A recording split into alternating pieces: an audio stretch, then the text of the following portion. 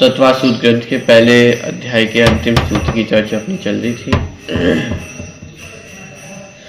प्रमाण की चर्चा करने के पश्चात नयों का प्रकरण यहाँ पर प्रारंभ किया था और 7 नयों के माध्यम से नयों के स्वरूप को स्पष्ट यहाँ पे किया गया है। एक बार सूत्र का पाठ करते हैं, फिर हम चर्चा आगे बढ़ाएंगे। पृष्ठ क्रमांक 69 पे सूत्र है, 33वें नंबर का सूत्र है। नैगम संग्रह व्यवहार ऋजु सूत्र शब्द समविरूढ़ एवं भूता नया।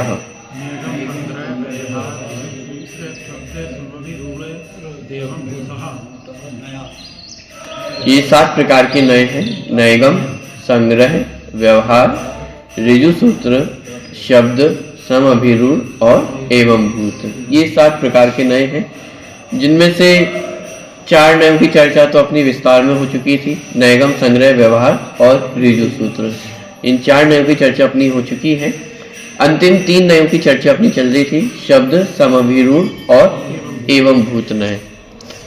ये तीनों ही नए वचनों से रिलेटेड हैं, शब्दों से रिलेटेड हैं, इसलिए शब्द नए भी कहे जाते हैं। और हमने पिछली कक्षा में देखा था कि शब्द नए के अंतर्गत ये 3 भेद हैं, जिसमें पहला शब्द नए है। माने एक तो 3 भेद अपन ने देखे थे, ज्ञान नय, अर्थ नय और शब्द नय। ये 3 प्रमुख नय, फिर उनके उत्तर भेद के रूप में जो शुरू के 4 नय हैं वे सभी ज्ञान नय और अर्थ नय के अंतर्गत आएंगे। और ये जो अंतिम 3 नय हैं ये शब्द नय के अंतर्गत आते हैं। शब्द नय में भी जो पहला भेद है वो शब्द नय नाम का ही है, तो इसलिए शब्द नय, और 6ठे नंबर का समअभिरूढ़ नय और 7वें नंबर का एवं भूत नय। इस प्रकार ये 3 प्रकार के शब्द नय हैं। थोड़ी सी चर्चा, एक सामान्य चर्चा तीनों नयों के संबंध में हमने देखी थी। शब्द नय जो व्याकरण के नियम है उनका पालन करता है, और जो समअभिरूढ़ नय है वह शब्द को किसी एक अर्थ में ही रूढ़ करता है, माने उसका अन्यत्र किसी अर्थ में प्रयोग नहीं होगा। जिस अर्थ में उसका प्रयोग हो रहा है वर्तमान काल में, उसी के साथ उसमें उस शब्द को अभिरूढ़ कर देता है। एवं भूत नय कहता है कि कोई भी शब्द का माने जो प्रयोग है वो उसी समय किया जा सकता है जब वो शब्द की क्रिया कर रहा हो। माने जैसे गाय को गाय कब कहेंगे? नहीं, गाय का अर्थ क्या होता है? शाब्दिक अर्थ होता है गच्छति इति गो, माने जो चले उसे गाय कहते हैं। तो गाय को गाय तभी कहा जाएगा जब वो चल रही होगी। यदि वो बैठी हुई है तो उसे गाय नहीं कहा जा सकता है। ये एवं भूत नय का प्रयोग है। इस प्रकार ये अलग अलग नयों के माध्यम से व्याकरण वचनों के अलग अलग नियमों का पालन इनके द्वारा होता है। देखिए प्रश्न क्रमांक 84 पे सबसे पहले शब्द नय। शब्द नय क्या कहता है? लौकिक व्याकरण का अनुसरण करने वाला ऋजु सूत्र नय लिंग संख्या आदि के व्यभिचारों को व्याकरण के नियमों के अव्यात रूप से स्वीकार कर लेता है, पर शब्द नय को वह सहन नहीं होते। अतः समान लिंग व संख्यावाचक शब्दों को ही एकार्थवाचक रूप से ग्रहण करता है। कहने का तात्पर्य है कि जो शब्द नय है वह लिंग व्यभिचार, कारक व्यभिचार, संख्या व्यभिचार इनको सहन नहीं करता है, इनको स्वीकृत नहीं करता है। माने किसी भी प्रकार का यदि गलत प्रयोग है व्याकरण के दृष्टिकोण से तो शब्द नय उसका निराकरण करेगा कि ऐसा प्रयोग उचित नहीं है। हालांकि एक सामान्य जगत में, लौकिक व्यवहार में जो गलत प्रयोग होते हैं उनको भी अव्यात रूप से स्वीकार कर लिया जाता है। जैसे हर जगह की बोली अलग होती है। जैसे जो बुंदेलखंडी में होता है तो मैं के लिए हम का प्रयोग किया जाता है। हम यहाँ गए थे, हम ये करते हैं, बात मेरी चल रही है लेकिन बोलते क्या है? बहुवचन का प्रयोग करते कि हम ऐसा करते हैं, हमारा ये काम है। माने मैं के लिए हम का प्रयोग ये बहुत सामान्य अपन बोलचाल में अपने में भी बोलचाल में आ जाता है। और बुंदेलखंडी में तो विशेष रूप से ये प्रयोग चलता ही है कि मैं की जगह पर हम का प्रयोग होता है। तो शब्द नय के दृष्टिकोण से वह प्रयोग गलत है। शब्द नय वह प्रयोग स्वीकार नहीं करेगा। शब्द नहीं कहेगा कि आप यदि स्वयं के लिए प्रयोग कर रहे हैं तो मैं शब्द का प्रयोग ही होगा, हम शब्द का प्रयोग नहीं हो सकता है। क्यों? क्योंकि हम शब्द का प्रयोग बहुवचन में होगा जब बहुत सारे लोग हों। यदि एक सिंगल व्यक्ति की बात चल रही है तो वहां पे मैं शब्द का प्रयोग ही होना चाहिए।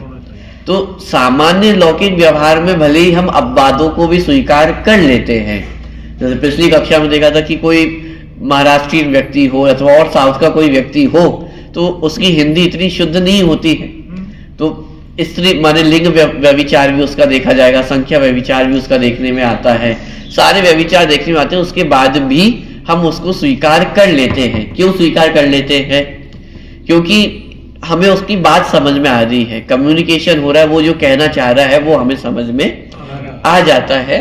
तो भले ही लौकिक व्यवहार में उस माने अपवादों को भी स्वीकार कर लिया जाता है। उसको कहा ऋजु सूत्र नए, भले ही उन सारे व्याकरण के नियमों के अलावा जो अपवाद रूप से प्रयोग होते हैं उनको ऋजु सूत्र नए तो एक्सेप्ट कर लेता है, लेकिन जो शब्द नए हैं वह उनको एक्सेप्ट नहीं करता है। शब्द नए ये कहता है कि किसी भी वाक्य की यदि रचना करनी है तो उसमें प्रॉपर शब्दों का प्रयोग होना चाहिए, उसमें किसी प्रकार का लिंग व्यभिचार, कारक व्यभिचार, संख्या व्यभिचार ये नहीं चलेगा। क्योंकि यदि कहीं भी कोई व्यभिचार होगा तो फिर उसका अर्थ का अनर्थ भी हो सकता है। इसलिए शब्द ने प्रॉपर जैसा अर्थ होना चाहिए, जिस शब्द का प्रयोग होना चाहिए उसी शब्द को उचित मानता है। ठीक है। दूसरी बात, शब्द आगे भी अपन पढ़ेंगे, शब्द ने पर्यायवाची को स्वीकार करता है। यानी एक वस्तु के बहुत सारे माने नाम हो सकते हैं, एकार्थवाची हो सकते हैं, पर्यायवाची हो सकते हैं, लेकिन इसमें इतना है कि जो भी पर्यायवाची शब्दों का प्रयोग होगा वो पर्यायवाची तभी कहलाएंगे जब उनका लिंग संख्या एक जैसी होगी। यदि दो पर्यायवाची अपन बोल रहे हैं और उन दोनों के लिंग अलग अलग हैं तो उन्हें शब्द नए पर्यायवाची के रूप में स्वीकार नहीं करेगा। उसके प्रयोग अपन देखते हैं। देखिए, जिस प्रकार भिन्न स्वभावी पदार्थ भिन्न ही होते हैं, उनमें किसी प्रकार भी अभेद नहीं देखा जा सकता, उसी प्रकार भिन्न लिंग आदि वाले शब्द भी भिन्न ही होने चाहिए, उनमें किसी भी प्रकार की भी एकार्थता घटित नहीं हो सकती। और इस प्रकार दार, भार्या, कलत्र ये भिन्न लिंग वाले तीन शब्द अथवा नक्षत्र, पुनर्वसु, शति, विसर्ज ये भिन्न संख्यावाचक तीन शब्द और इसी प्रकार अन्य भी भिन्न स्वभाववाची शब्द भले ही व्यवहार में या लौकिक व्याकरण में एकार्थवाची समझे जाएं, परंतु शब्द नए इनको भिन्न अर्थ का वाचक समझता है। क्या कहा जा रहा है? जैसे यहाँ पे उदाहरण दिया, दार, भार्या और कलत्र। अब ये तीनों अलग अलग लिंग के शब्द है। दार पुल्लिंग का है, भार्या स्त्रीलिंग है और कलत्र ये नपुंसक लिंग का शब्द है। अब ये तीनों अलग अलग लिंगों के प्रयोग हैं, तो शब्द नहीं ये कहेगा कि ये पर्यायवाची के रूप में प्रयोग नहीं हो सकते हैं। यदि पर्यायवाची का प्रयोग करना है तो उनके लिंग भी एक जैसे ही होने चाहिए। यदि अलग अलग लिंग के शब्द हैं तो उनका अर्थ भी अलग अलग होगा, वे पर्यायवाची रूप में प्रयोग नहीं होंगे। ऐसे ही जिन शब्दों का संख्या अलग अलग है, जैसे यहाँ पे उदाहरण दिया नक्षत्र, पुनर्वसु और शतभिषज। अब इसमें से कौन पुल्लिंग है, कौन एक वचन है, कौन बहुवचन है, इसका मुझे आइडिया नहीं है, लेकिन ये सब अलग अलग संख्यावाची शब्द हैं और अलग अलग संख्यावाची शब्द होने के कारण इनका पर्यायवाची के रूप में प्रयोग नहीं हो सकता है। सबका अलग अलग प्रयोग होगा, ऐसा शब्द नए का कहना है। तो फिर पर्यायवाची का प्रयोग कहाँ होगा वो देखिए अगले पैराग्राफ में। अतः समान लिंग व संख्या वाले शब्दों में ही एकार्थ वाचकता बन सकती है। जैसे इंद्र, पुरंदर और शक्र, ये तीनों शब्द समान पुल्लिंगी होने के कारण एक सचिपति के वाचक है, ऐसा शब्द नए कहता है। क्या कह रहा है शब्द नए? कि जैसे इंद्र, पुरंदर और शक्र ये तीनों ही एक सचिपति के वाचक हैं, माने सची जो इंद्राणी है उसके पति के वाचक ये तीनों शब्द हैं। इंद्र कहे, पुरंदर कहे अथवा शक्र कहे, ये सभी एक ही व्यक्ति को बताने वाले हैं और ये सभी शब्द पुल्लिंग वाची हैं, माने ये सभी पुल्लिंग के शब्द है, संख्या भी एक वचन में है, इसलिए इनका पर्यायवाची के रूप में प्रयोग किया जा सकता है। लेकिन जैसे ऊपर अपन ने देखा था दार, भार्या और कलत्र, ये तीनों अलग अलग लिंग के वचन है, शब्द हैं, इसलिए उनका प्रयोग एक साथ नहीं किया जा सकता है। लेकिन यहाँ पर जो इंद्र, पुरंदर और शक्र, ये तीनों शची प्रति के अर्थ में ही प्रयोग होते हैं। भले इन तीनों शब्दों का अर्थ अलग अलग है। जैसे इंद्र का प्रयोग होता है ऐश्वर्य के अर्थ में, माने ऐश्वर्यवान होने के कारण वह इंद्र कहलाता है। शक्र क्यों कहलाता है? शक्र सामर्थ्य को दर्शाने वाला है, सामर्थ्यवान है इसलिए शक्र है। और पुरंदर नगरों का विनाश करने की सामर्थ्य है, इसलिए वह कहलाता है पुरंदर। तो इंद्र, शक्र अथवा पुरंदर, इन शब्दों के सबके अलग अलग अर्थ हैं, लेकिन चूंकि ये एक सचीपति के वाचक हैं, सचीपति माने जो सची इंद्राणी है, उस सची इंद्राणी के ही पति के वाचक रूप में इन तीनों शब्दों का प्रयोग होता है, इसलिए इनमें पर्यायवाचीपना, एकार्थवाचीपना घटित हो जाता है, क्योंकि इनके लिंग एक है, संख्या एक समान है। लेकिन यदि अलग अलग लिंगों का प्रयोग होता है इनमें, तो फिर वे पर्यायवाची के रूप में प्रयोग नहीं हो सकते हैं। ठीक है, तो शब्द नय के दो कार्य हैं, एक तो प्रॉपर संख्या, लिंग, वचन इनका प्रयोग करना, और दूसरा पर्यायवाची को स्वीकार करना। पर्यायवाची को स्वीकार करता है बशर्ते कि उसके लिंग, संख्या सब समान होने चाहिए। यदि अलग अलग लिंग संख्या है तो उन सबका अर्थ भी अलग अलग होगा, ऐसा शब्द नय का कहना है। ठीक है, तात्पर्य यह है कि काल, कारक, लिंग, संख्या, वचन और उपसर्ग के भेद से शब्द के अर्थ में भेद मानने को शब्द नय कहते हैं। एक तरह से शब्द नय का ये कहना है कि जितने शब्द हैं उतने प्रकार के अर्थ होते हैं। हर शब्द अपने अपने अलग अर्थ को लिया हुआ है, लेकिन फिर भी पर्यायवाची को स्वीकार करता है यदि लिंग और संख्या आदि एक समान हो तो। यानी एक तो शब्द नहीं कहता है कि प्रत्येक शब्द का अलग अलग अपना अपना अर्थ है, और दूसरा पर्यायवाची शब्द ने स्वीकार करता है, लेकिन उसमें शर्त इतनी है कि उनके जो संख्या है, लिंग है, वो सब एक समान होने चाहिए। अलग अलग संख्या, लिंग के यदि शब्द हैं तो फिर उनका अर्थ भी अलग अलग ही होगा, वे पर्यायवाची के रूप में प्रयोग नहीं हो सकते। ठीक है, चलिए आगे बढ़ते हैं। छठवें नंबर का नय है समभिरूढ़ नय। देखिए, यद्यपि शब्द नय लिंग, संख्या, वचन, काल एवं उपसर्ग संबंधी व्यभिचारों को स्वीकार नहीं करता, तथापि इन दोषों से रहित एकार्थवाची शब्दों की सत्ता स्वीकार करता है। शब्द नय माने कोई प्रकार के व्याकरण गलती को स्वीकार नहीं करेगा, दोषों को स्वीकार नहीं करेगा, लेकिन फिर भी पर्यायवाची को स्वीकार करता है। माने एक अर्थ को बताने के लिए अनेक शब्दों का प्रयोग किया जा सकता है, ऐसा शब्द नय स्वीकार करता है। लेकिन समभिरूढ़ नय पर्यायवाची को भी स्वीकार नहीं करता है। देखिए, इंद्र, शक्र और पुरंदर शब्दों का अर्थ एक ही देवराज ही है, सचीपति ही है, यह उसे सहर्ष स्वीकार है, शब्द नहीं कोई स्वीकार है। यद्यपि यह सत्य है कि उक्त तीनों शब्द देवराज के पर्यायवाची हैं, एक देवराज के लिए ही प्रयुक्त होते हैं, तथापि निरुक्ति की दृष्टि से विचार करें तो इनके अर्थ में अंतर भी विद्यमान है। इंद्र शब्द ऐश्वर्य, शक्र शब्द सामर्थ्य एवं पुरंदर शब्द पुर को भेदन करने की क्रिया की ओर संकेत करता है। ऐश्वर्यवान इंद्र, सामर्थ्यवान शक्र एवं पुर को भेदने वाला पुरंदर कहा जाता है। शब्द नय शब्द के भेद से अर्थ में भेद होने वाले इस तथ्य की ओर ध्यान नहीं देता, और वह इंद्र, शक्र और पुरंदर शब्द को समान अर्थ के द्योतक पर्यायवाची शब्द ही स्वीकार कर लेता है। पर समभिरूढ़ नय की दृष्टि में कोई शब्द पर्यायवाची होते ही नहीं है। समभिरूढ़ नय क्या कहेगा कि कोई पर्यायवाची नहीं होता है, हर शब्द का अपना अपना अलग अलग अर्थ है, और उसी अर्थ में उस शब्द का प्रयोग होना चाहिए। एक शब्द का पर्यायवाची के रूप में किसी अर्थ में अलग अर्थ में प्रयोग करना यह उचित नहीं है, क्योंकि हर शब्द के यदि निरुक्ति अर्थ देखेंगे सबका अलग अलग दिखाई देगा। जैसे इंद्र का अर्थ अलग है। इंद्र कब कहेंगे कि जब ऐश्वर्य की बात चल रही होगी तभी उसको इंद्र कहा जाएगा। सामर्थ्य की बात चल रही हो और उसे इंद्र कहा जाए, ये समभिरूढ़ नय को स्वीकार नहीं है। जैसे उदाहरण के लिए, जैसे जीव में ज्ञान दर्शन की ताकत है, तो जब ज्ञान की बात चल रही होगी तो जीव को ज्ञाता ही कहा जाएगा, उस समय जीव नहीं कह सकते हैं, क्योंकि जीव उसके जीवत्व पने की अपेक्षा कहा जाता है और ज्ञाता उसे ज्ञान की अपेक्षा कहा जाता है, दृष्टा उसे दर्शन की अपेक्षा कहा जाता है।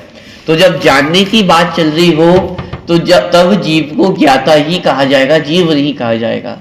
जब दर्शन की बात चल रही हो तब जीव को दृष्टा ही कहा जाएगा, तब जीव भी नहीं, जीव भी कहना अनुचित है और ज्ञाता कहना भी अनुचित है। ये समभिरूढ़ नय का कथन है। माने हर शब्द का अपना अपना अर्थ है और उस शब्द का उस अर्थ में ही प्रयोग होना चाहिए। चूंकि आत्मा में ज्ञान पाया जाता है इसलिए वह दृष्टा है। अब ये शब्द नय की अपेक्षा तो शब्द नय को ये प्रयोग स्वीकृत तो होगा, क्योंकि उसके लिए पर्यायवाची है। जीव कहे, ज्ञाता कहे, दृष्टा कहे, चैतन्य कहे, चिन्मय कहे, शब्द नय को इसमें कोई समस्या नहीं है, वह पर्यायवाची रूप में स्वीकार कर लेगा। लेकिन समभिरूढ़ नय को इसमें समस्या है। समभिरूढ़ नय ये कहेगा कि कोई पर्यायवाची नहीं होता है। ज्ञाता कहने की अपेक्षा अलग है, दृष्टा कहने की अपेक्षा अलग है, जीव कहने की अपेक्षा अलग है, चैतन्य कहने की अपेक्षा अलग है। जब जिस शब्द का प्रयोग किया जा रहा है उस समय उस शब्द के अर्थ को ही ध्यान में रखना चाहिए। ये समभिरूढ़ नय का कथन है। ठीक है, तो जैसे यहाँ पे इंद्र शक्र आदि का उदाहरण दिया था, तो इंद्र कब कहा जाएगा कि जब उसके ऐश्वर्य की बात चल रही होगी तभी इंद्र कह सकते हैं। शक्र कब कहा जाएगा, जब उसकी सामर्थ्य की, शौर्य की बात होगी तो शक्र कहा जाएगा। और पुरंदर कब कहा जाएगा कि जब पुर को माने नगरों को भेदने की, जब भेदरा हो तभी उसको पुरंदर कहा जाएगा। इस शब्द का पर्यायवाची रूप में प्रयोग नहीं कर सकते हैं, ऐसा समभिरूढ़ नय का कथन है। ठीक है, शब्द नय शब्द के भेद से अर्थ में भेद होने वाले इस तथ्य की ओर ध्यान नहीं देता और वह इंद्र, शक्र और पुरंदर शब्द को समान अर्थ के द्योतक पर्यायवाची शब्द ही स्वीकार कर लेता है। पर समभिरूढ़ नय की दृष्टि में कोई शब्द पर्यायवाची होते ही नहीं है। समभिरूढ़ नय का कहना है कि लोक में जितने पदार्थ हैं उनके वाचक शब्द भी उतने ही हैं। माने जितने पदार्थ हैं तो उतने ही उस शब्द अर्थ को द्योतक करने वाले शब्द भी हैं। ये समभिरूढ़ नय का कहना है। माने हर परिस्थिति के लिए एक शब्द है, माने उस परिस्थिति में उसी शब्द का प्रयोग होना चाहिए, अन्य किसी शब्द का प्रयोग करना उचित नहीं है, ऐसा समभिरूढ़ नय का कहना है। यदि अनेक शब्दों का एक ही अर्थ माना जाएगा तो उनके वाच्य पदार्थों को भी मिलकर एक होना होगा, जो कि संभव नहीं है। अतः यही उचित है कि प्रत्येक शब्द का अर्थ भिन्न भिन्न ही स्वीकार किया जावे। अतः स्पष्ट है कि शब्द नय के द्वारा ग्रहण किए गए समान स्वभावी एकार्थवाची शब्दों में निरुक्ति या व्युत्पत्ति अर्थ में अर्थभेद की स्थापना करना समभिरूढ़ नय का मुख्य कार्य है। समभिरूढ़ नय की जो व्याख्या अभी तक की गई है, एक वस्तु के वाचक अनेक शब्दों के संदर्भ में ही की गई है। अब अनेकार्थवाची शब्दों के संदर्भ में विचार करते हैं। अनेकार्थवाची शब्दों के सब अर्थों को गौण करके एक लोक प्रसिद्ध अर्थ को ही ग्रहण करना समभिरूढ़ नय का काम है। इस प्रकार हम देखते हैं कि समभिरूढ़ नय के मूल दो कार्य हैं, अर्थारूढ़ और शब्दारूढ़। 86 नंबर का पेज है। देखिए, समभिरूढ़ नय के दो कार्य हैं, एक अर्थारूढ़ और एक शब्दारूढ़। एक तो कार्य समभिरूढ़ नय का ये है कि वह पर्यायवाची को स्वीकार नहीं करता है।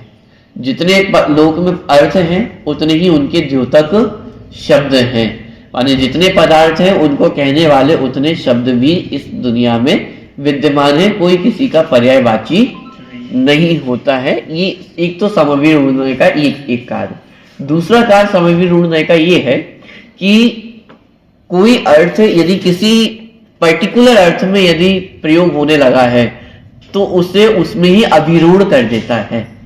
समभिरूढ़ ने ये कहता है कि यदि कोई शब्द किसी पर्टिकुलर अर्थ में प्रयोग होता है तो वह शब्द उसी अर्थ में प्रयोग होना चाहिए, अन्य किसी अर्थ में प्रयोग नहीं होना चाहिए। जैसे एक शब्द के बहुत सारे अर्थ हो सकते हैं, तो उसमें समभिरूढ़ ने ये कहता है कि उस शब्द का जिस अर्थ में प्रयोग होता है वर्तमान में उसी के साथ प्रयोग होना चाहिए, अन्य किसी अर्थ के साथ उसका प्रयोग नहीं होना चाहिए। तो ये हुआ अर्थारूढ़ और दूसरा हुआ शब्दारूढ़। इसको मैं पढ़ता हूं।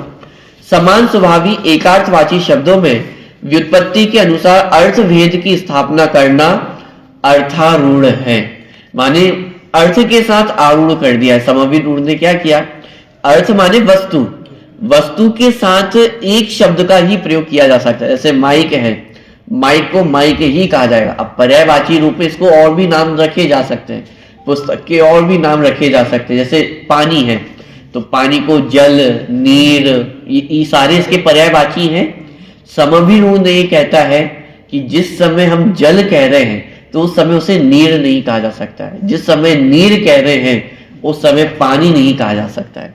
सबके अर्थ अलग अलग है, सबकी कहने की अपेक्षा अलग है। तो जल का माने जो वाच्य है वो अलग है, नीर का वाच्य अलग है, पानी का वाच्य अलग है, सबके अलग अलग वाच्य हैं। ये एक अर्थवाची नहीं है, ये हुआ अर्थारूढ़। माने एक शब्द का एक ही वाच्य होगा, एक शब्द के अधिक वाच्य नहीं हो सकते।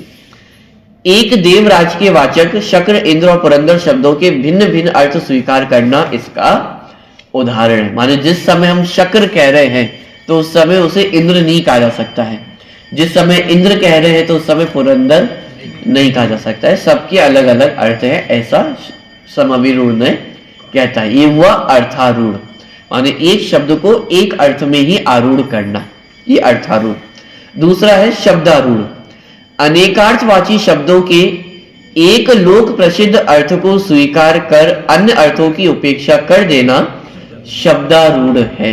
माने क्या, एक शब्द के बहुत सारे अर्थ होते हैं, अनेकार्थवाची शब्द इन्हें कहते हैं। माने एक शब्द की बहुत सारे अर्थ होते हैं, लेकिन उस एक शब्द को एक अर्थ में ही आरूढ़ करना, एक शब्द में ही आरूढ़ करना, उसे कहते हैं शब्दारूढ़।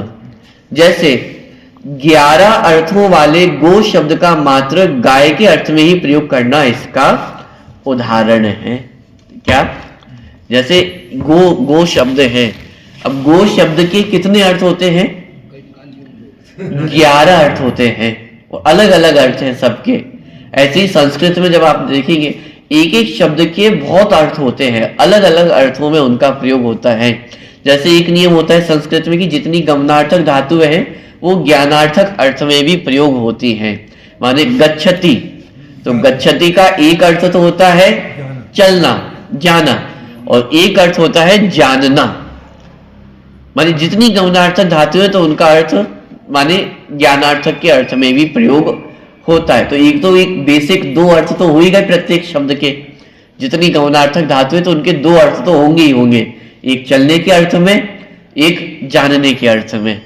लेकिन समभिरूढ़ ने ये कहता है कि एक शब्द का एक ही अर्थ होता है, एक शब्द के बहुत सारे अर्थों में प्रयोग करना उचित नहीं है। समभिरूढ़ ने ये कहता है भले ही गो शब्द के 11 अर्थ हैं, लेकिन वर्तमान में गो शब्द मात्र गाय के लिए ही प्रयोग होता है, तो उसका प्रयोग गाय के अर्थ में ही करना चाहिए, अन्य किसी अर्थ में उसका प्रयोग करना उचित नहीं है। जैसे गो का अर्थ होता है गच्छति इति गो, माने जो चलता है उसे गाय कहते हैं। इस अपेक्षा से तो मनुष्य भी गाय है, सभी तरियंच गाय हैं, नारकी भी गाय है, देव भी गाय है। इतना ही नहीं, पुद्गल भी गाय है। क्यों?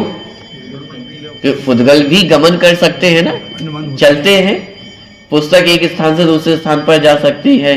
बहुत सारे पुद्गल द्रव्य माने जो एक स्थान से दूसरे स्थान पर जा सकते, तो गमन करते हैं। तो यदि मात्र गमन की अपेक्षा देखें तो ये सब कैसे हो जाएंगे? गाय शब्द के अंतर्गत इनका प्रयोग किया जा सकता है। लेकिन समभिरूढ़ ने आकर के क्या कहा कि इंसान को गाय नहीं कहा जा सकता है। गाय किसे कहा जाएगा कि मात्र वर्तमान में त्रियंच के लिए जो गाय शब्द का प्रयोग होता है, और त्रियंच में भी एक पर्टिकुलर प्राणी के अर्थ में ही गाय शब्द का प्रयोग किया जाता है, तो उसी के अर्थ में प्रयोग होगा। अन्य सभी अर्थों का समभिरूढ़ नय निराकरण कर देता है। सीधा सारा आदमी है कि तो गाय है। तो एक व्यक्ति के लिए भी गाय शब्द का प्रयोग किया जाता है, लेकिन समभिरूढ़ नय क्या कहेगा कि ऐसा प्रयोग करना अनुचित है, ऐसा प्रयोग नहीं किया जा सकता है। गाय शब्द का अर्थ मात्र जो वर्तमान में एक त्रियंच गति का प्राणी है उसी के लिए गाय शब्द का प्रयोग किया जा सकता है। ऐसे बहुत सारे प्रयोग है माने जो वर्तमान में अभिरूढ़ हो गए हैं। जैसे मंदिर शब्द, मंदिर किसे कहते हैं? मूर्ति आज के समय में तो जो देवालय हैं उसे ही मंदिर के अर्थ में प्रयोग किया जाता है, लेकिन जो मंदिर का अर्थ होता है वह होता है बिल्डिंग। कोई भी बिल्डिंग हो, कोई भी भवन हो, वो मंदिर कहलाता है। अरे मंदिर तो मंदिर है ही, मस्जिद भी मंदिर है। इतना ही नहीं, हमारे जो घर हैं वो भी मंदिर हैं। इतना ही नहीं, जो शराब के भवन हैं वो भी, मदिरालय भी मंदिर है, कत्ल खाने भी मंदिर है। लेकिन यदि आज ही ऐसे प्रयोग कर दिए जाए तो अर्थ का अनर्थ हो जाए, लड़ाई झगड़े हो जाए।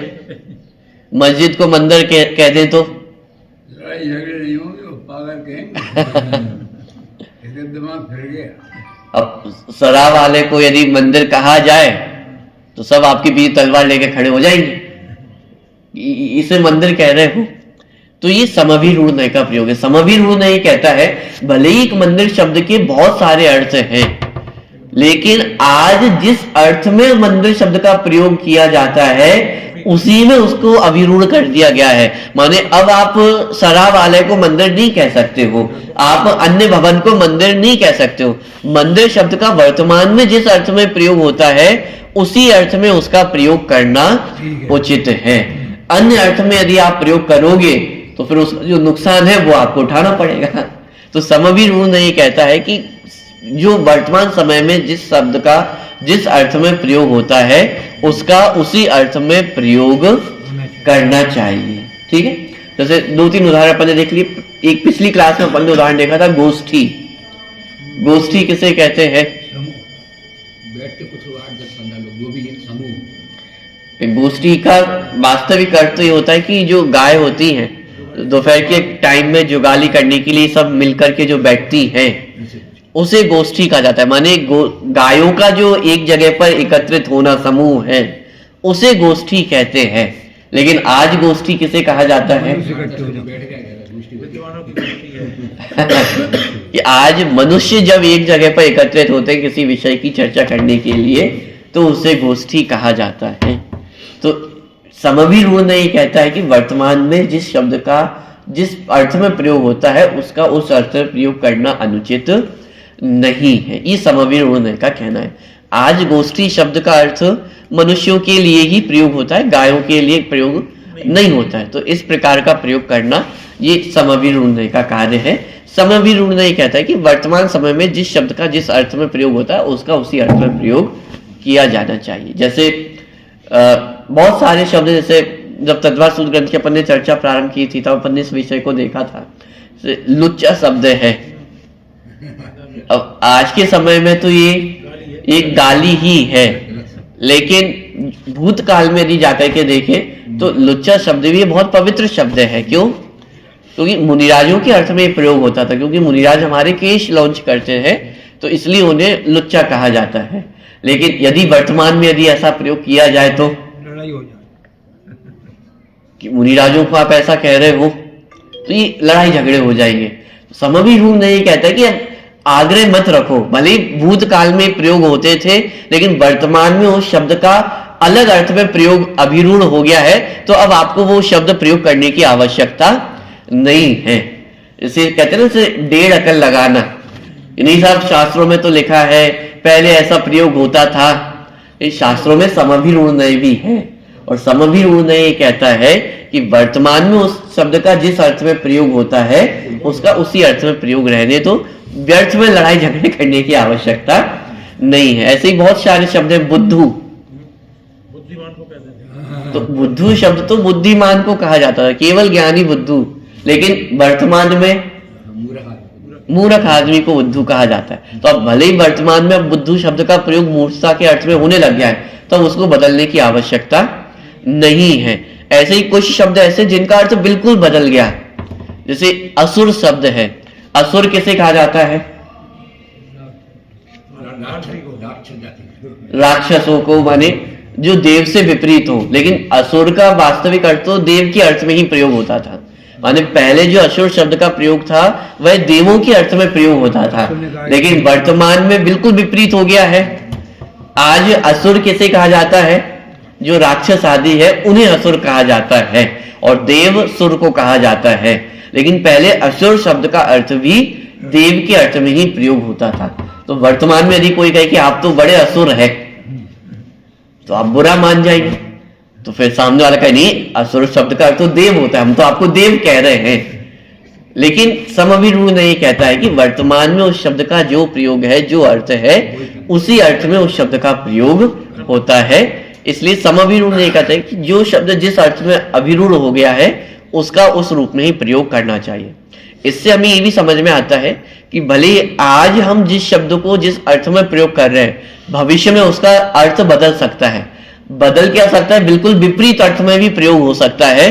तो उसको स्वीकार करने की सामर्थ्य ये समभिरूढ़ नहीं देता है। ठीक है, माने आज जैसे अपन गाय को गाय कह रहे हैं, आगे चल करके हो सकता है कि व्यक्ति को गाय कहा जाने लगे और गाय के लिए किसी और शब्द का प्रयोग होने लग जाए। तो समभिरूढ़ नहीं उसे स्वीकार करता है, उसमें स्वीकार करने में कहीं कोई समस्या नहीं है। ठीक है, मतलब जो शब्द जिस अर्थ में प्रयोग होता है उसमें वह शब्द का प्रयोग करना चाहिए, ऐसा समभिरूढ़ नहीं कहता है। तो समभिरूढ़ नहीं के भी दो कार्य हुए।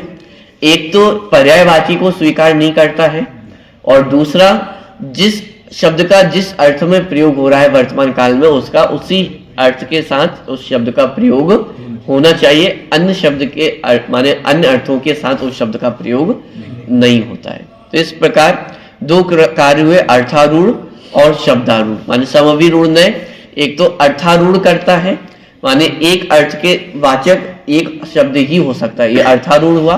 और शब्दारूढ़ माने एक शब्द के बहुत सारे अर्थ होते हैं लेकिन उनमें से एक अर्थ को ही उस शब्द के साथ आरूढ़ करना, ये शब्दारूढ़ है। तो इस प्रकार समभिरूढ़ नय के ये दो कार्य हैं। ठीक है, पेज नंबर 86। अब 7वें नंबर का नय है एवं भूत नय। एवं भूत नय क्या कहता है? देखिए, शब्द नय तो पर्यायवाची स्वीकार करता था, समभिरूढ़ नय पर्यायवाची स्वीकार नहीं करता है। हाँ, लेकिन ये कहता है कि गाय शब्द का प्रयोग गाय के अर्थ में ही किया जाएगा, मंदिर शब्द का प्रयोग मंदिर के देवालय के अर्थ में ही किया जाएगा। एवं भूत ने अब एक कदम आगे बढ़कर के क्या कहता है? गाय को गाय कब कहा जाएगा? कि जब वह चल रही हो तभी उसे गाय कहा जा सकता है, अन्य किसी समय में उसे गाय नहीं कहा जाएगा। जिस समय वो बैठी है उस समय उसे गाय नहीं कहा जाएगा। गाय का कब कहा जाएगा? कि जब वो गमन करने की क्रिया कर रही है तभी उसे गाय कहा जाएगा। जैसे पुजारी को पुजारी कब कहें? जिस समय वह पूजा का कार्य कर रहा है उसी समय वह पुजारी कहा जाएगा, अन्य समय में वह पुजारी नहीं कहा जा सकता है। ये एवं भूत नय का कार्य है। सेठ जी कब कहलाएंगे? व्यापारी कब कहलाएगा? कि जिस समय व्यापार कर रहे हैं उसी समय व्यापारी है। घर पे आ गया है और व्यापार भी नहीं कर रहा तो उस समय वह व्यापारी नहीं कहा जाएगा। इसी तरह माने जो क्रिया, माने जिस शब्द की जो क्रिया है उस क्रिया को करता हुआ ही वह जीव उस रूप से उस शब्द का वाच्य हो सकता है, अन्य काल में उस शब्द का वह वाच्य नहीं होगा। माने जिस शब्द का जो अर्थ है तो उस क्रिया को करता हुआ वस्तु ही उस शब्द से वाच्य हो सकती है, अन्य काल में उस शब्द से वाच्य नहीं हुआ। जैसे ड्राइवर, ड्राइवर किसे कहते हैं? जो गाड़ी चलाता है उसे ड्राइवर कहते हैं। अब समभिरूढ़ नहीं तो मान लीजिए एक व्यक्ति है और उसका काम ही ड्राइविंग करने का है, तो समभिरूढ़ नहीं तो उसे 24 घंटे ड्राइवर ही कहेगा। बात समझ में आ रही है? लेकिन एवं भूत नहीं, जिस समय वह गाड़ी चला रहा है उस समय ही ड्राइवर कहेगा, उससे पहले और आगे ड्राइवर नहीं कहेगा। दूसरा, जो व्यक्ति माने जिसकी डेजिग्नेशन ड्राइवर नहीं है, जिसकी पोस्ट ड्राइवर नहीं है, लेकिन वर्तमान में ड्राइविंग कर रहा है, तो एवं भूत नहीं उसे भी क्या कहेगा? ड्राइवर कहेगा।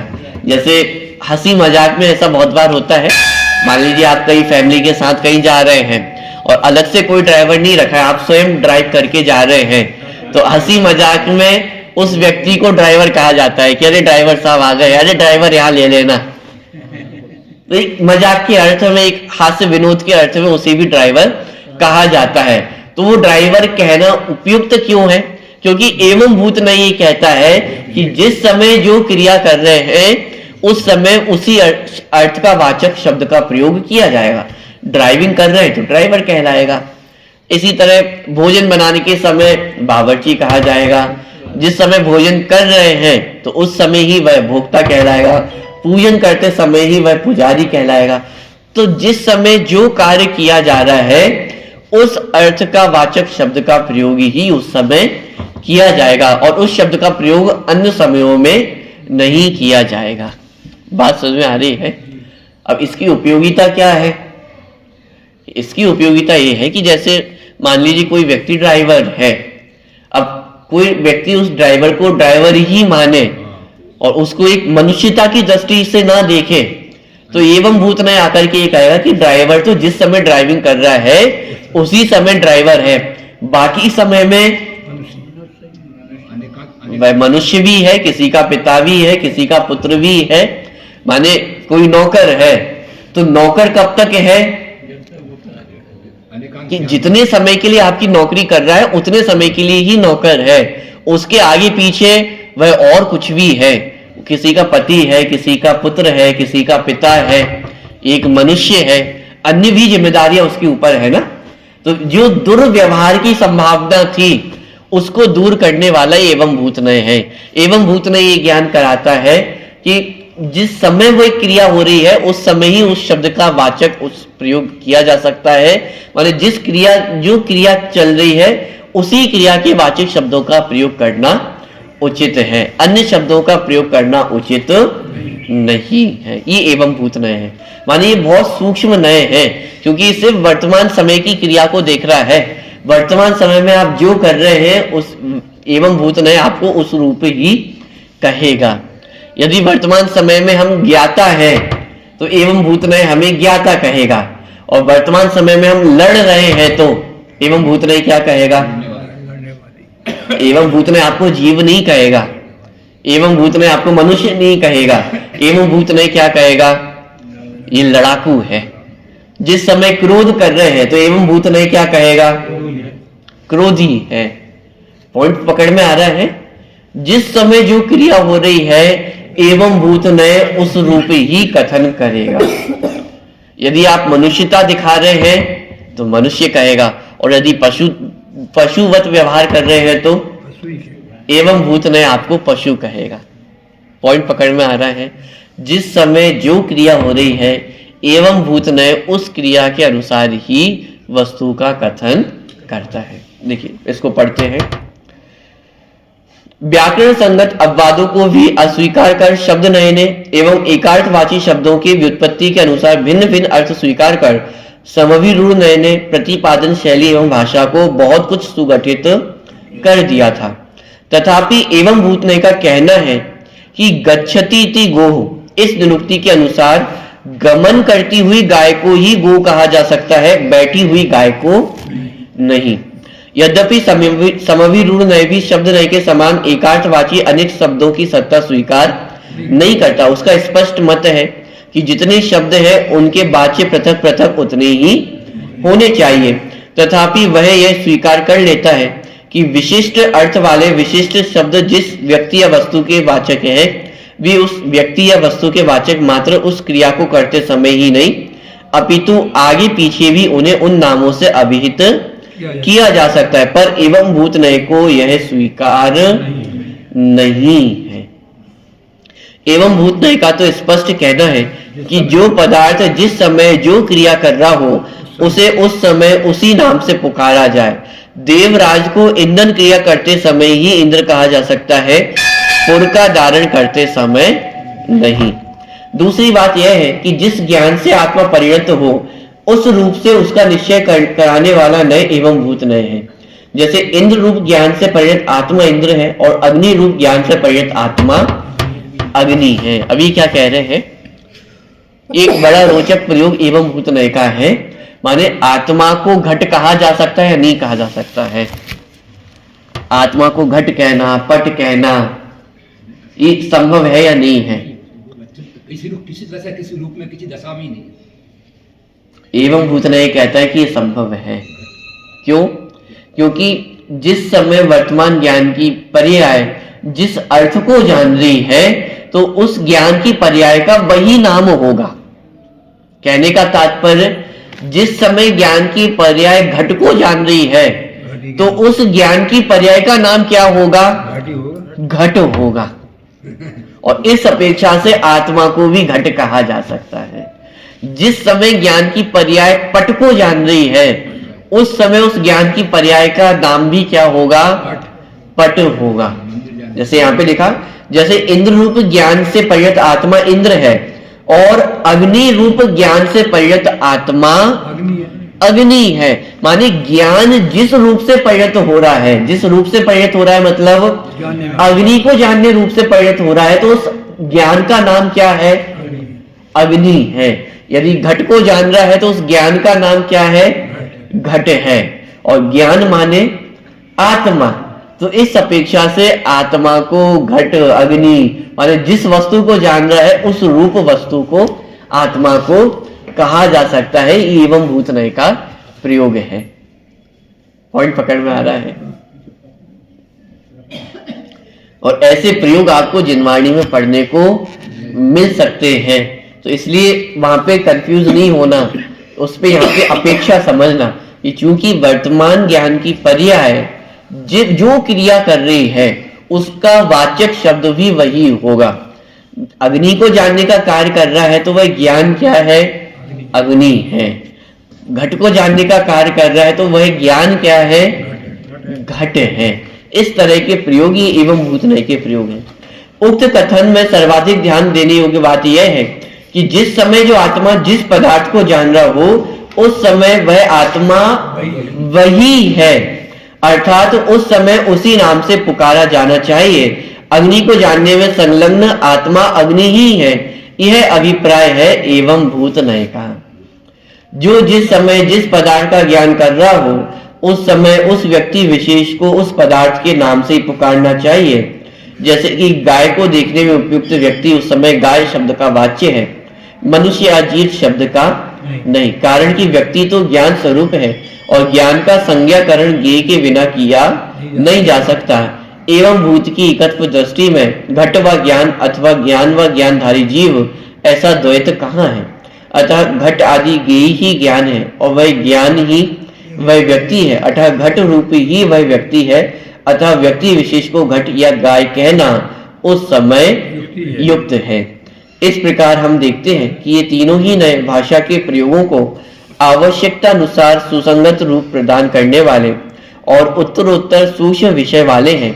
ये ही क्यों नैगम आदि सातों ही नए क्रमशः उत्तरोत्तर सूक्ष्म और अल्प विषय वाले हैं और पूर्व के नए आगे के नयों के हेतु भी है।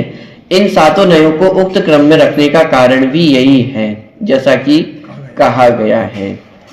तो इस प्रकार ये 7 प्रकार के नए पूरे हुए। शब्द नए, समभिरूढ़ नए और एवं भूत नए, ये शब्द नए कहलाते हैं। तीनों के अलग अलग प्रकार के प्रयोग अभी हमने देखे हैं। शब्द नए व्याकरण के दोषों को हटाता है और पर्यायवाची शब्दों को स्वीकार करता है, बशर्ते उनमें लिंग, संख्या आदि व्यभिचार नहीं होना चाहिए। समाभिरूढ़ नय आकर के कहता है कि वह पर्यायवाची को भी स्वीकार नहीं करता है। हाँ, लेकिन इतना जरूर है कि जिस शब्द का जिस अर्थ के साथ अभिरूढ़ हो गया है, माने जो अर्थ जिस शब्द में अभिरूढ़ हो गया है, उस शब्द का उसी अर्थ के साथ प्रयोग करना चाहिए, ये समाभिरूढ़ नय का कहना है। तो समाभिरूढ़ नय के अनुसार एक पुजारी को 24 घंटे पुजारी कहा जा सकता है, ठीक है। लेकिन एवं भूत में आकर के कहता है कि पुजारी को पुजारी कब कहा जाएगा? जिस समय वह पूजन कर रहा है उस समय ही वह पुजारी कहा जाएगा, अन्य समय में उसे पुजारी नहीं कहा जा सकता है। समाभिरूढ़ नय ने पर्यायवाची को स्वीकार नहीं किया था। समाभिरूढ़ नय कहता है कि भाई जैसे अलग अलग शब्द हैं, पूजन, वंदना, स्तुति, अर्चना, इन शब्दों के सबके अलग अलग अर्थ हैं। तो समाभिरूढ़ नय कहता है कि कोई पर्यायवाची नहीं है। जैसे अर्चना किसे कहते हैं?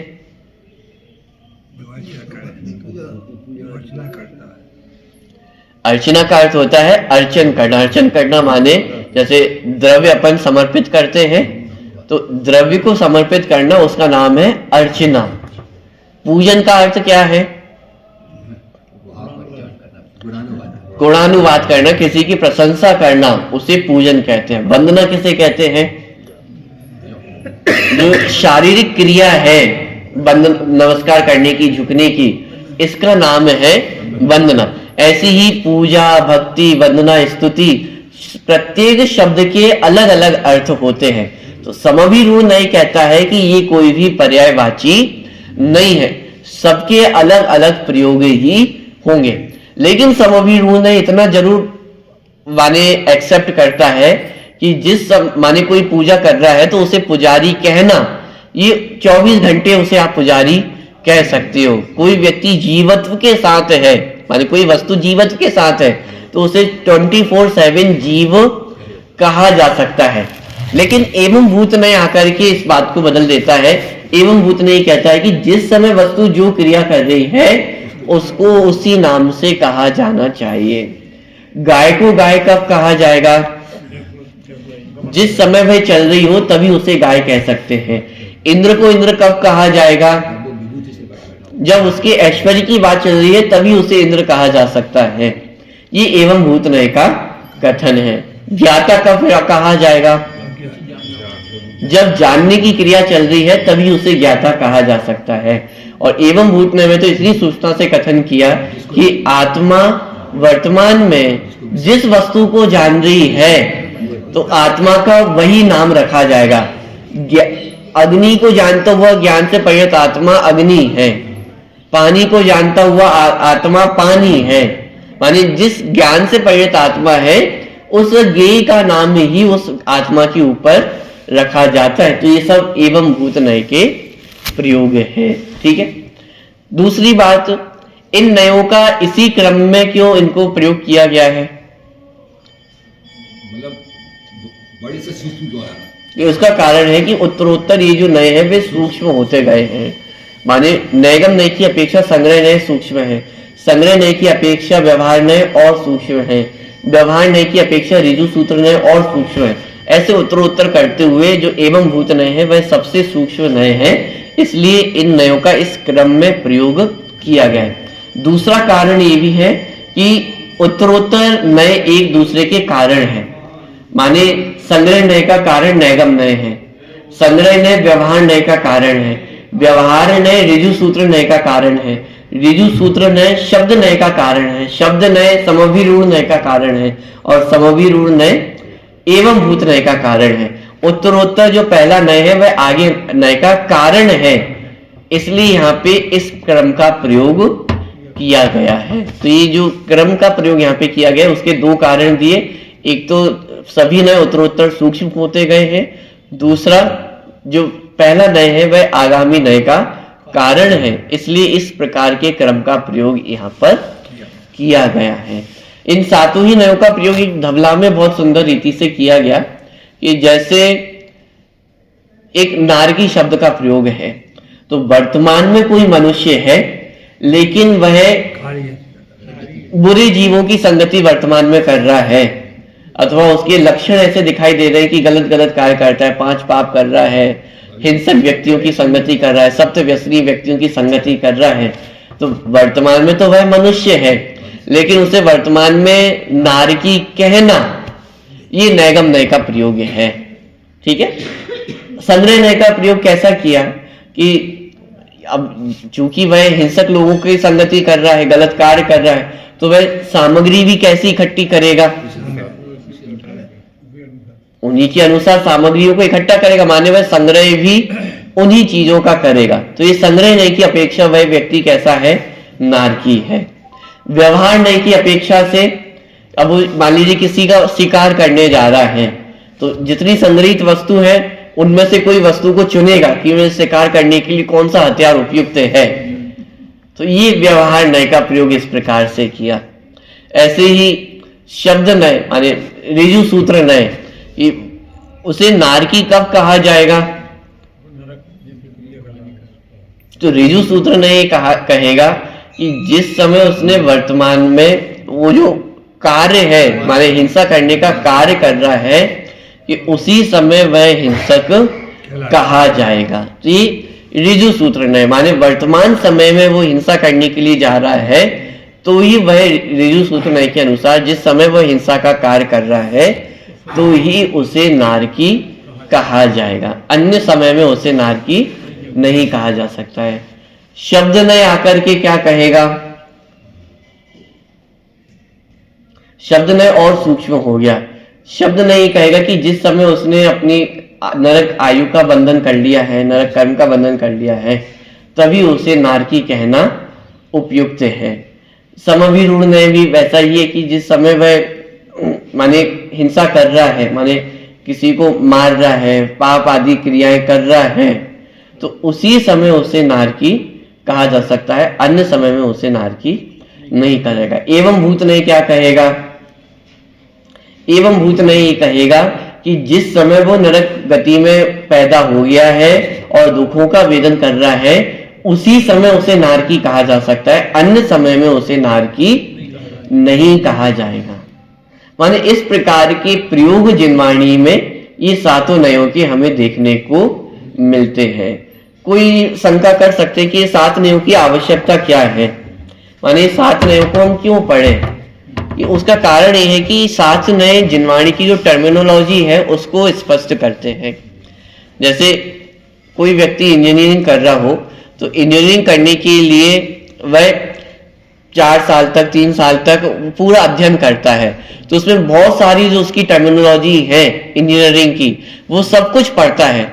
भले ही जीवन में उस शब्द का उतना प्रयोग वह अपने पूरे जीवन काल में ना करे, लेकिन जिस समय वह इंजीनियरिंग की पढ़ाई करता है तो एक एक टर्मिनोलॉजी को उसे समझना आवश्यक होता है, क्योंकि कहीं ना कहीं उसका प्रयोग, चाहे उस इंजीनियरिंग की पढ़ाई को समझने के अर्थ में प्रयोग हो या आगे चल करके जब प्रैक्टिकल होता है उसका प्रयोग हो, लेकिन उसका समझना उसे आवश्यक होता है। उसी तरह हम सभी कौन है, मनुष्य हैं, और ये ग्रंथों की रचना किसके लिए की गई है, कि हमारे लिए रचना की गई है। आप तर्क दे सकते हैं कि साहब त्रियंचियों को तो बिना पढ़े लिखे ही सम्यक दर्शन की प्राप्ति हो जाती है, तो हम क्यों व्यर्थ में इतनी बुद्धि लगाएं इन नयोवादी को समझने में।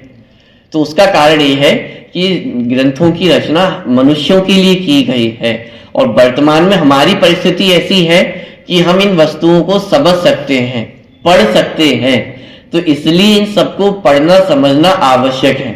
त्रियंचियों को त्रियंचियों के जैसा सम्यक दर्शन होगा, और मनुष्यों को मनुष्यों जैसा सम्यक दर्शन होगा। मनुष्यों को यह आवश्यक है कि जितनी बुद्धि मिली है उस बुद्धि का प्रयोग इस वस्तु स्वरूप को समझने में किया जाए, और नयों के बिना, जैसा आचार्य ने पूर्व में लिखा भी, प्रमाण नय अधिगमा, प्रमाण और नय से वस्तु का अधिगम होता है, अकेले प्रमाण से भी वस्तु का अधिगम नहीं होगा और नय से भी अकेले वस्तु का अधिगम नहीं होगा। तो जितने प्रमाण ज्ञान की आवश्यकता है उतनी नए ज्ञान की आवश्यकता भी है, इसलिए सातों नयों को समझना भी आवश्यक है। क्योंकि जैसे प्रथमान युग आप पढ़ेंगे तो प्रथमान युग में तो जगह जगह नैगम आदि नय का प्रयोग किया जाएगा। राजा श्रेणिक को राजा कहना, ये नैगम नय का ही तो प्रयोग है, क्योंकि वर्तमान में तो वह नारकी है, न राजा है न श्रेणिक है, लेकिन फिर भी राजा श्रेणिक कहना, ये नैगम नय का ही तो प्रयोग है। वर्तमान में महावीर भगवान कहना, तो ये भी नैगम नय का ही प्रयोग है, क्योंकि जो महावीर नाम है तो उनकी भूतकाल की जो असमान जाति द्रव्य पर्याय है उसका नाम था।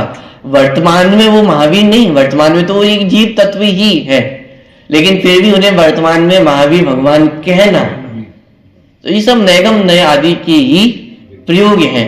अथवा एक महावीर भगवान के 5 नाम, वीर, अतिवीर, सन्मति, वर्धमान, महावीर, तो ये शब्द नय का प्रयोग है।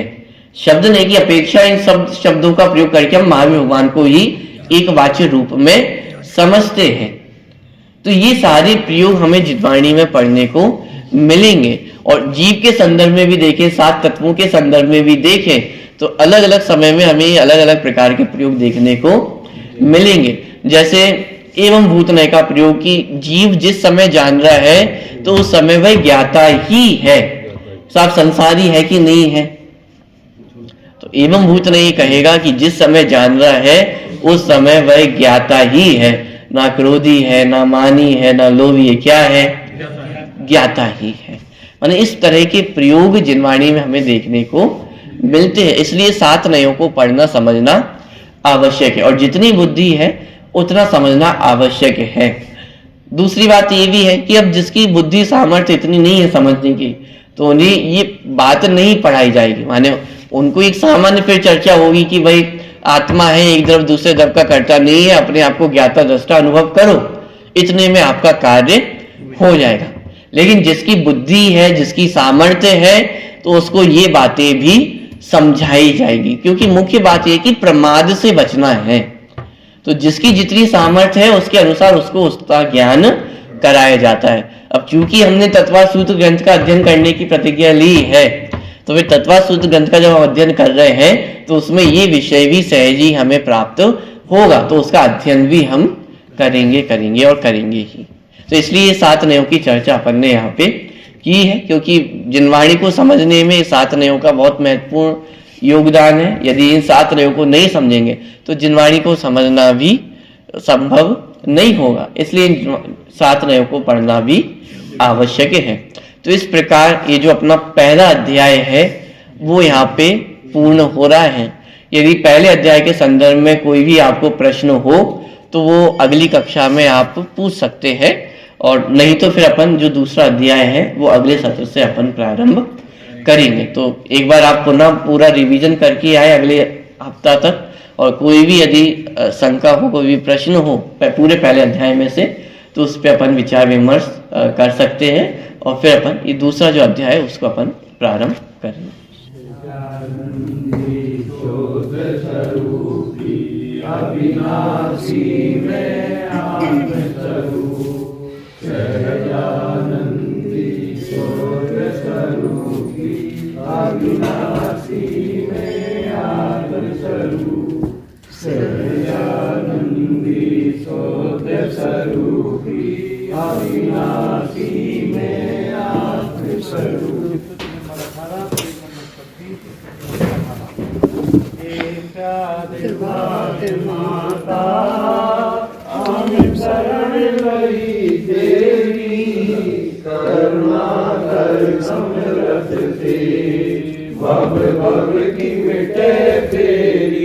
निज वैभव भूला था, माँ तुमने बताया है, विषय बता करके सन्मार्ग दिखाया है। मार्ग चलूं मैं माँ, हो सानुभूति तेरी, करुणा कर समरस से, भव की मिटे फेरी। मिथ्यात कसाय मई, भय मोह मिटाने को, सत्य द्रव्य धर्म सत्य को, नए पक्ष बताने को। दर्पण हो पुरुषार्थ विधि मेरी, करुणा कर समरस से, भव की मिटे फेरी। चौगति से तिराने को, चारों अनुयोगमयी रत्नत्रय नौका हो और द्वादशांग जिन जी को भी करना है संसार सिंधु फेरी करुणा कर समरस से भव भव की मिटे बेड़ी एकांत बाधितम को तुम ज्ञान किरण सविता हम शादी बारी मैं हो शांति सुधा सुचिता मति सुख पाने को मानिने भक्ति तेरी करुणा कर समरस से भव भव की मिटे बेड़ी जावन के ध्यान से सूर्य फलो सोमन कर्म मुंडरादि